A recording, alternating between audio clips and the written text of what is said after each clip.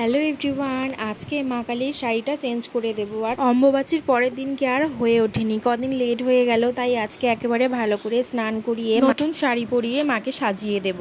প্রথমেই যেটা করি, একটা কাপড় নিয়ে একটু শ্যাম্পু নিয়ে জল দিয়ে ভালো করে ঠাকুরটাকে আগে পরিষ্কার করে নিই। পরিষ্কার করে নিয়ে তারপরে ঠাকুরকে স্নান করিয়ে দিই ভালো করে।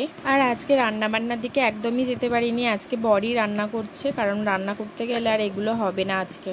তো ভালো করে স্নান করিয়ে দিয়েছি, এবারে গামছা দিয়ে ভালো করে মুছে দিয়ে তারপরে যেটা করি হচ্ছে তেল মাখিয়ে দিই ঠাকুরকে। তেল মাখিয়ে ঠাকুরকে হালকা মুছিয়ে দিয়ে ঢেকে দিয়েছি। এবারে ঠাকুরের চুল আর গয়নাগাটিগুলো পরিষ্কার করে নেব। কিছু করো না, চলে এসো মাম্মি, রেখে দাও ঠাকুরের চুড়ি।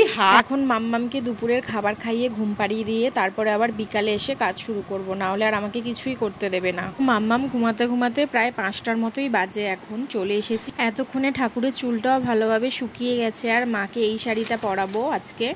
ঠাকুরকে শাড়ি পরাতে একটু টাইম লাগে, ভালো করে ধীরে সুস্থে না পরালে হয় না। ধীরে সুস্থে আমি শাড়ি পরিয়ে মাকে মনের মতো করে সাজাই।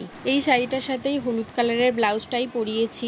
তবে মনে মনে ভাবছিলাম যে আজকে আর মাথার ওড়নাটা দেবো না, শাড়ির এই আঁচলটা দিয়ে এভাবে যদি দিই তাহলে কেমন লাগবে। মনে তো হচ্ছে যে ভালোই লাগবে। তো তার আগে আমাকে আগে গয়নাগুলো সব পরিয়ে দিতে হবে, না হলে মাথায় চুলটা পরিয়ে তবে ওই আঁচলটা দেয়া যাবে।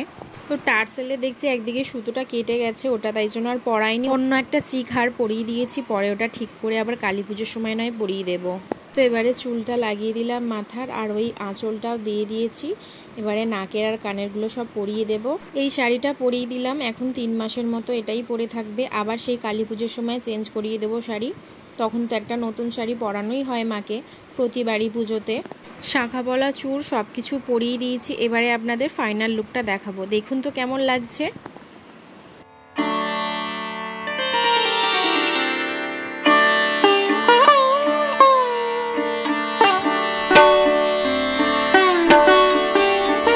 আমার তো রাজকন্যার মতো লাগছে, যেহেতু সন্ধে হয়ে গেছে তাই একেবারে সন্ধ্যাটাও দিয়ে দিলাম।